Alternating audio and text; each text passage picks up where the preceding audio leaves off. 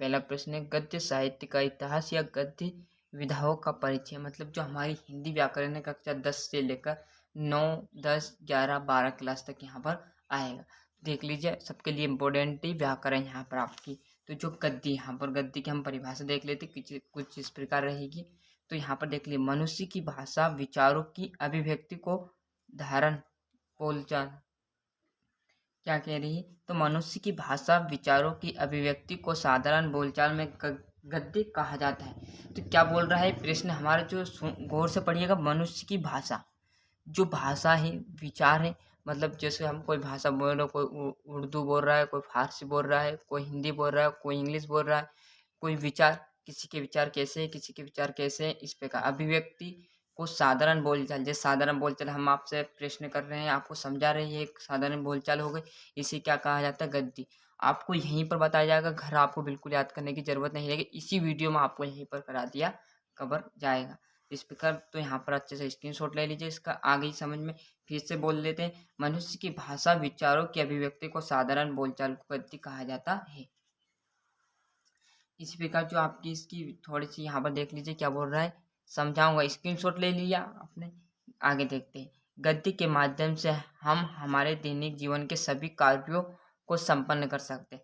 बिल्कुल जी कर सकते हैं। कैसे, जब यहाँ पर हम भाषा विचार सभी धारण बोलचाल सभी तो इसमें आ गया है, बचे ही कुछ नहीं है। तो देख ले, गद्य के माध्यम से हम हमारे दैनिक जीवन, मतलब जो हमारा दैनिक जीवन है उसके सभी कार्य संपन्न कर सकते हैं। बिल्कुल जी कर सकते हैं। मतलब जो हमारे दैनिक जीवन में हो सकते हैं, हम दैनिक जीवन में विचार भी उत्पन्न होते हैं, भाषा भी उत्पन्न होती, साथ साथ साधारण बोलचाल भी उत्पन्न होती।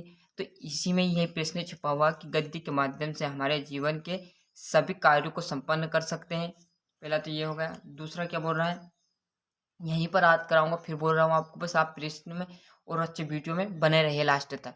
इस प्रकार गद्य हमारी स्वाभाविक अभिव्यक्ति है। जो हमारी गद्य है इसमें विचार आ रहे, भाषा आ रही है, साधारण बोलचाल आ रही, तो ये हमारे क्या हुआ, हमारे लिए स्वाभाविक सी एक बात हुई ना, कि हमारा सब कुछ इसी में धारण है, गद्य में।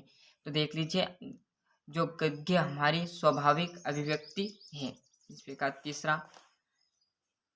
तीसरा हम क्या कर रहे हैं, गद्य साहित्य अपनी विभिन्न विधाओं, मतलब रूप के माध्यम से वर्तमान में लोकप्रिय हो जाता है। मतलब गद्य साहित्य अपनी विभिन्न जो रूप है, विभिन्न रूप, जैसे विचार है, धारणा है, अभिव्यक्ति है, गद्य है, मनुष्य, इसी प्रकार जो गद्य साहित्य अपनी विभिन्न रूपों के माध्यम से वर्तमान मतलब आज यहाँ बहुत लोकप्रिय हो गए, क्योंकि लोकप्रिय हो गई सही। आप यहाँ पर देख लीजिए, अच्छे से यहाँ से स्क्रीनशॉट ले लीजिए। पहले तो मैंने आपको अच्छे से समझा दिया है, अच्छे से आप घर एक ही बार में इस प्रश्न को नोट्स सहित आपको प्राप्त करा दिए जा रहे हैं। स्क्रीनशॉट ले लीजिए तथा अपने प्राइवेट नोट्स भी बनाते चलिएगा साथ साथ में।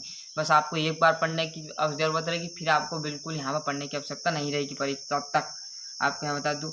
दूसरा यहाँ पर क्या बोल रहा है, गद्य की विधाएं या हिंदी गद्य के रूप, मतलब कितने रूप हैं, मतलब जो गद्य विधाएं या हिंदी के गद्य रूप है तो कितने हैं।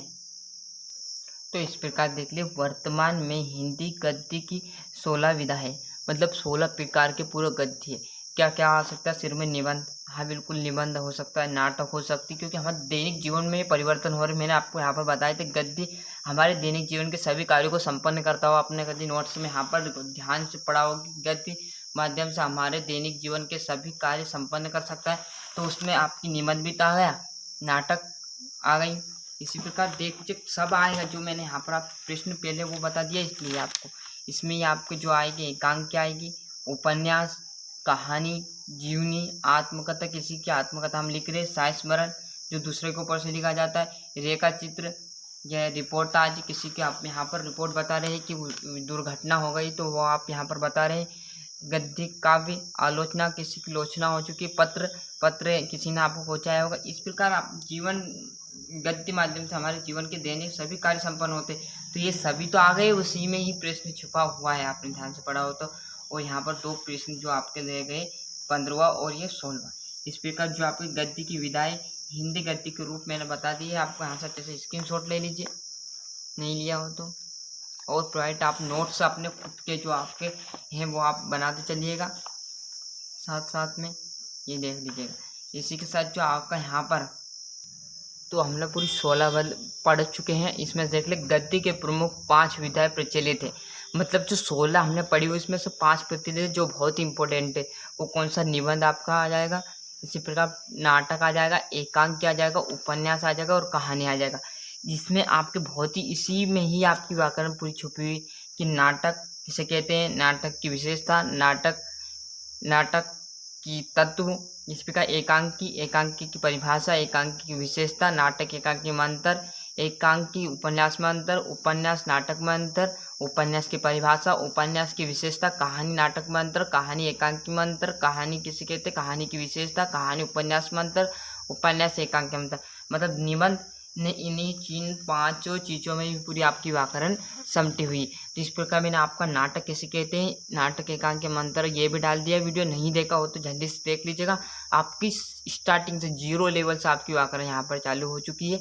जिस बच्चे को पढ़ना है वो भी यहाँ पर चालू पढ़ाई कर दे, फिर बाद में बहुत आगे हम व्याकरण में हिट जाएंगे तो फिर आपसे कवर नहीं हो पाएगा। तो जितना कवर मैं बता रहा हूँ उतना आप करते चलिएगा।